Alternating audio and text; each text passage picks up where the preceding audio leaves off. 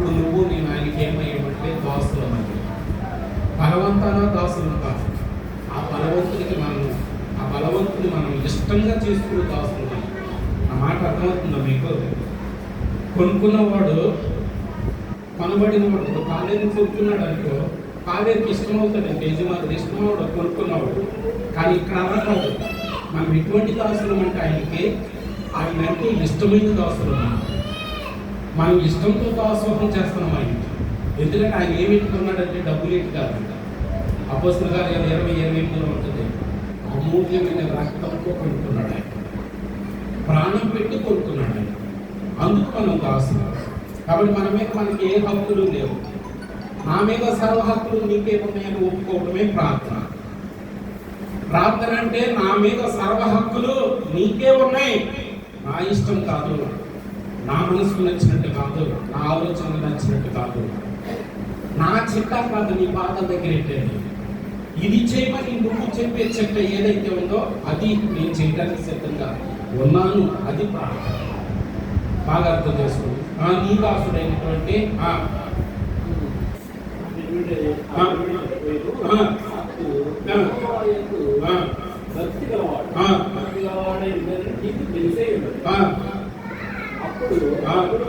ఇప్పుడు మన భక్తులు అని ఎవరికి తెలపాలి?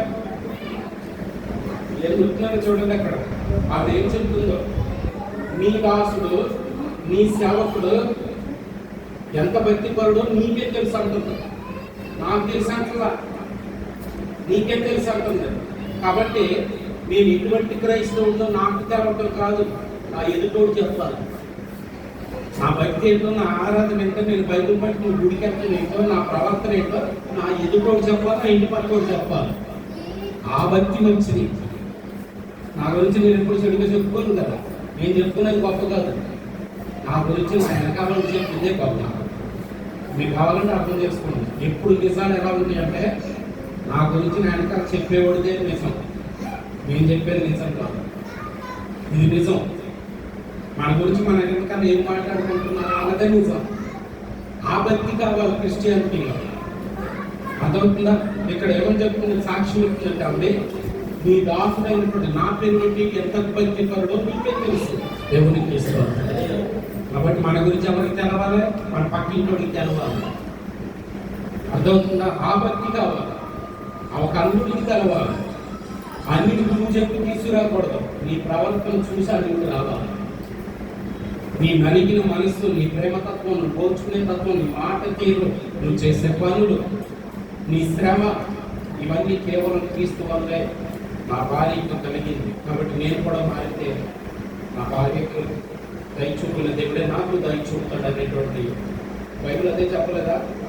మీ పవిత్రమైన ప్రవర్తన బట్టి అనేక మంది భక్తులు రాబట్టబడతారని రాసిన దేవుని వాక్యం.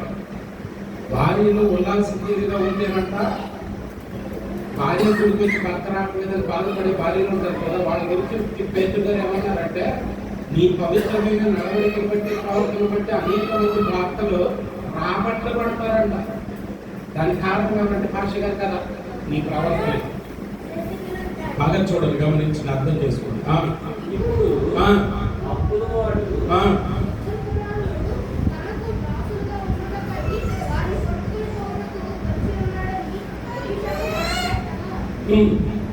మైక్ ఉంది కదా, మనం మిగతా వాళ్ళు కూడా అనుకోవాలి కదా.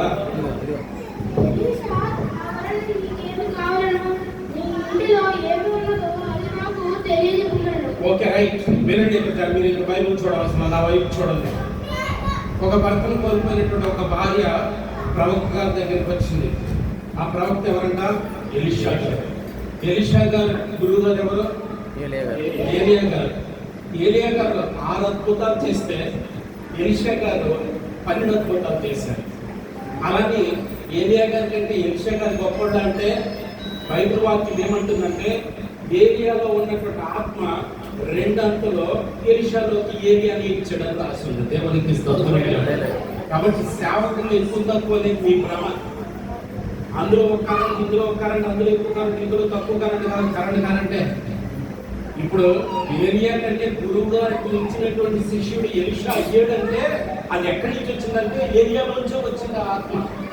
ఎందుకంటే ఈయన కూడా అదే అడిగాడు, నాకు 200 ఆత్మలు ఇవ్వమని. ఎక్కడి నుంచి ఇవ్వాలి?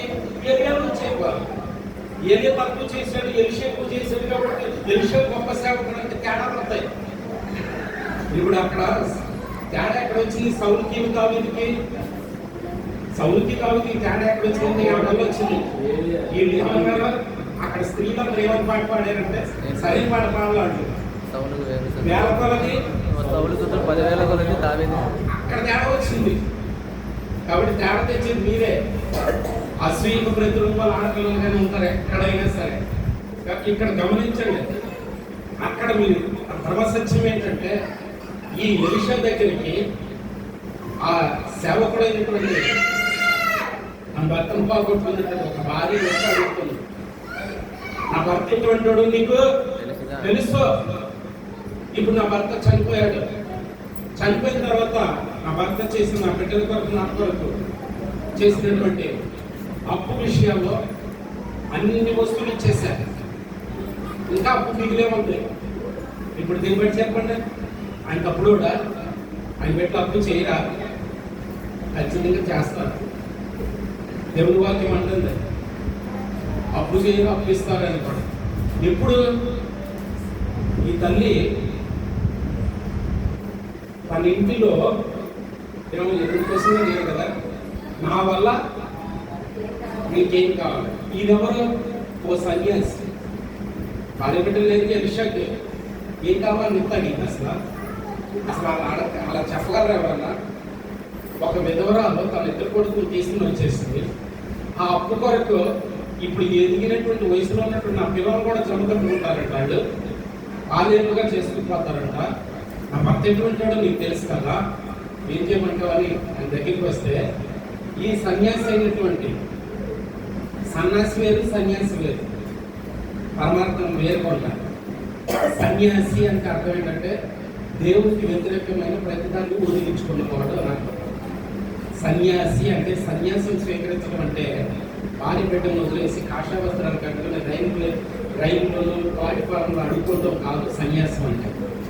నిజమైన సన్యాసం ఏంటంటే సంసార చక్రంలో ఉంటూనే భగవంతుడికి వ్యతిరేకమైన అన్ని వదిలించుకున్నవాడు సన్యాసి. చెడును వదిలించుకున్నవాడు సన్యాసి. సన్యాసి అంటే అర్థం ఏంటంటే కాడి పోయలేక, ఈ సంసార కాడి పోయలేక గాలికి వదిలేసి తేలిగ్గా తనకు సుఖపడటానికి ముష్టెత్తుకుంటా వెళ్ళిపోతారే వేషం వేసుకుని, ఆడు సన్యాసి. సన్యాసి వేరు, సన్యాసి వేరు. సన్యాసి భగవద్గీత పరమ పవిత్రమైన అర్థాలు చెప్తుంది.